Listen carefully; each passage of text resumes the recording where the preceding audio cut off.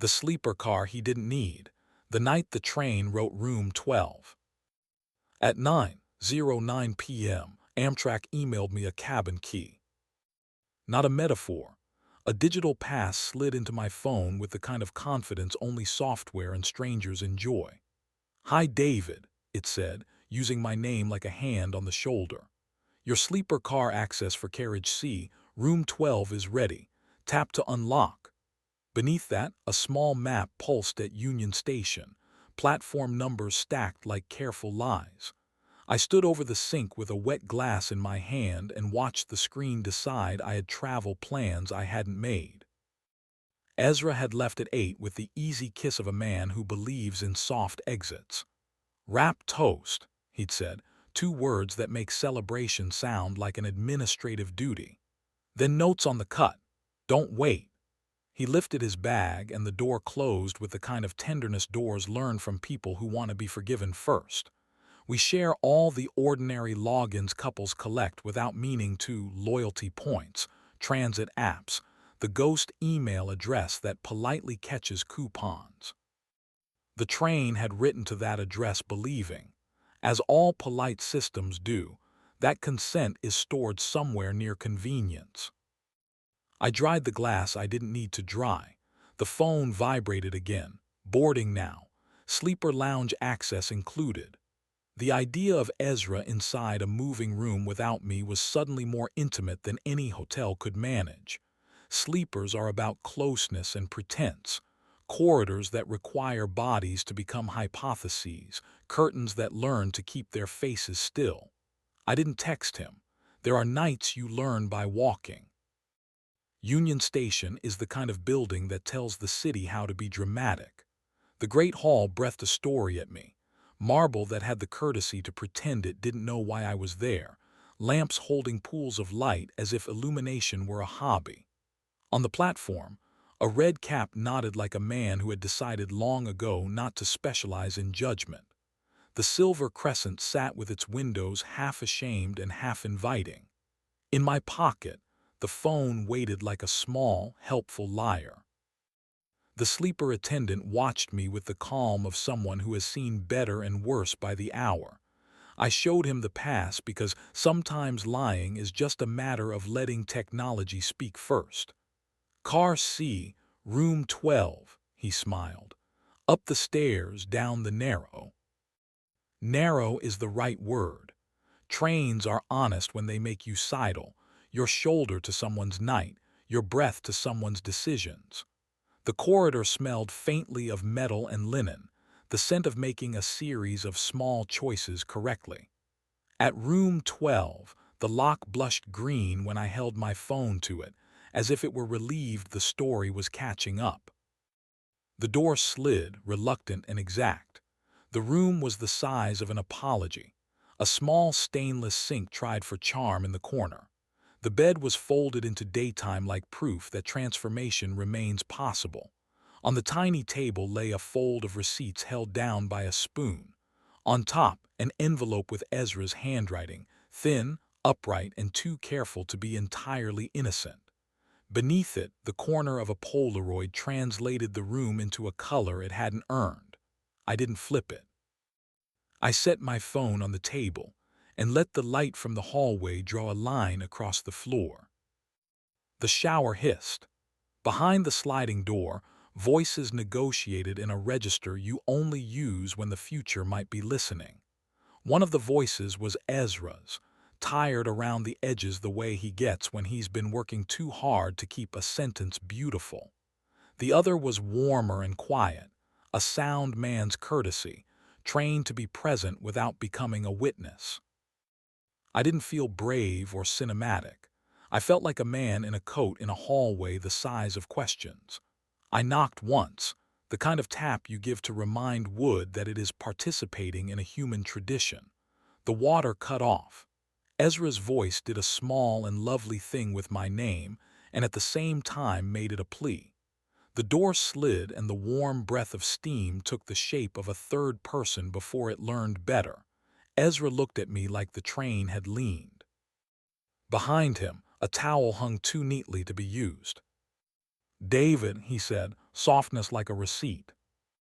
Your itinerary forgot to keep a secret, I said, because humor is the leash I use on panic. It sent me a key and told me to practice the art of arrival. His eyes moved to the envelope and back. He didn't try to reach for anything.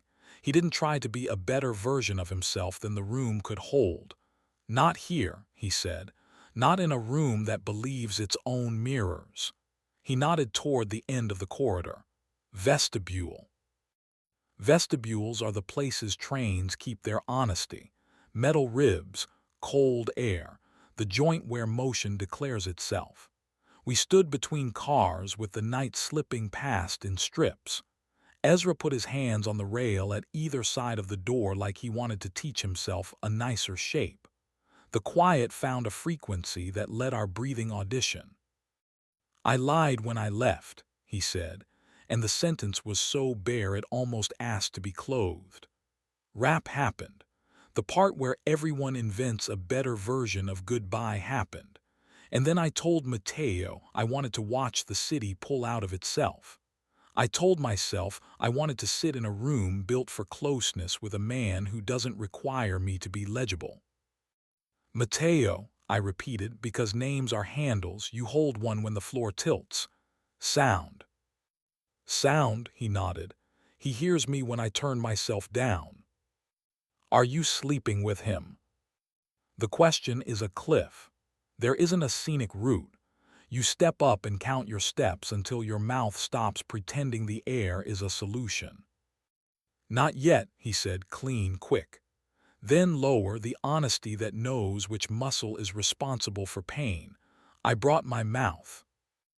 A gust shivered through the seam. The smell of cold metal and river and the expensive cologne of someone 3 cars away tried to crowd into our bodies and failed. I watched the small muscle in Ezra's jaw negotiate with the idea of consequence. He watched me measure him as if I could drag a ruler across habit. You keep auditioning for men who wouldn't recognize your unedited version if it climbed into their lap, I said, not unkindly. You want to be chosen for the part nobody else believes exists. I am choosing you there. That doesn't make me a saint. It makes me greedy.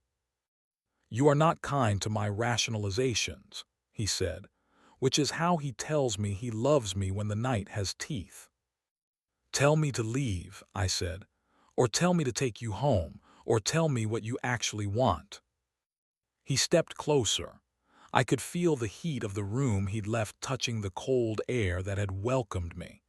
The line between them lived inside my shirt now. He did not touch me yet. His mouth moved the smallest distance necessary to open. I put 2 fingertips at his wrist and felt the pulse do its bright work. I want you, he said, not because I am guilty, because I am ridiculous when I pretend interest will save me from the work you and I do when the city stops performing. You're beautiful when you apologize with your hands, I said. Don't. He smiled with the rueful mouth that gets him into rooms and back out of them.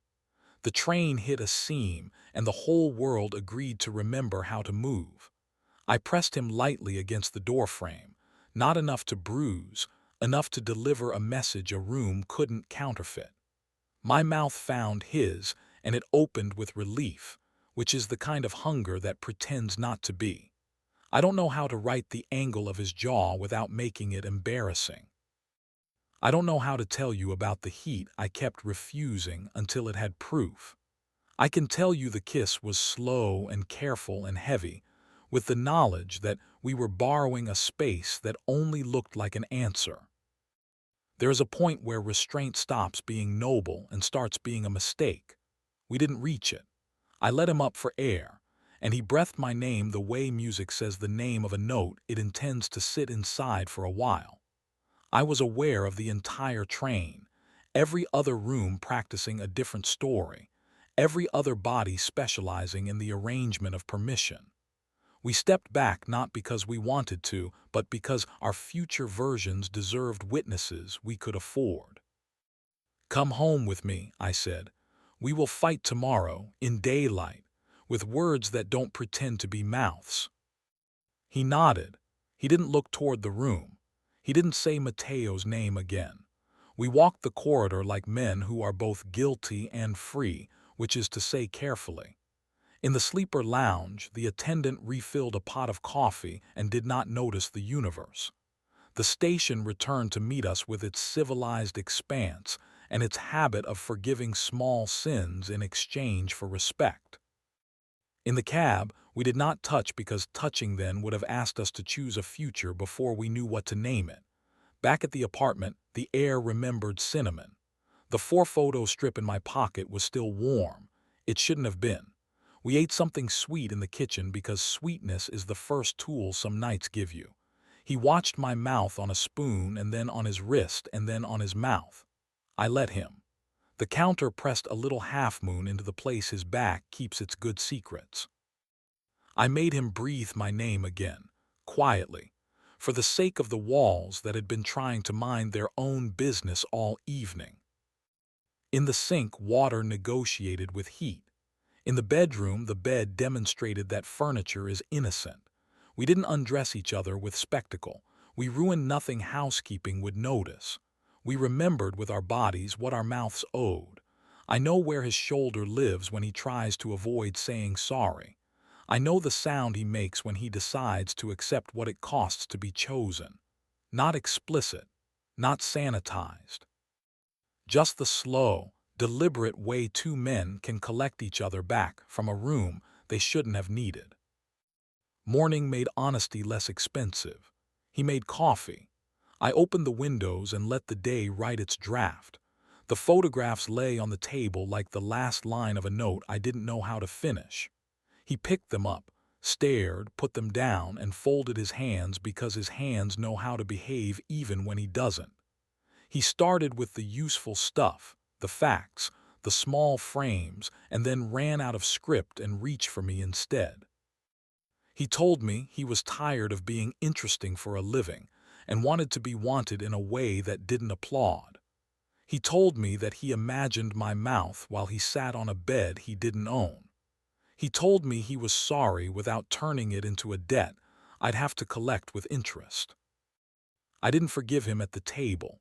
I don't know when forgiveness happens. I know we went for a walk to the canal where water performs Paris and gets away with it. He held my hand like a man who understands why furniture is safer than evidence. We talked, plainly and without performance, about the parts of us that insist on auditioning for other people's attention. We decided some future thing that will be harder than this but not impossible. Days later, I saw Mateo in a lobby that smelled of ambition and lemon. He gave me the nod men give when they have chosen to be furniture on purpose. He didn't apologize, and I didn't deputize. The elevator wrote our names backward, and we both understood ourselves without asking for translations. Trains still make me suspicious. So do hotel pens. So do digital passes that appear where love should be. But sometimes, in the dark that belongs to our kitchen and the bed we have ruined and repaired a dozen honest times, the breath between Ezra and me does a thing I trust. It learns its own pace without needing to schedule anything. If the world ever tries again to text me a key to a place that isn't mine, I hope I have the courtesy to do what I did that night. Walk toward the thing that thinks it knows my name, and let my mouth be the ordinary miracle that changes the room into ours or into nothing at all.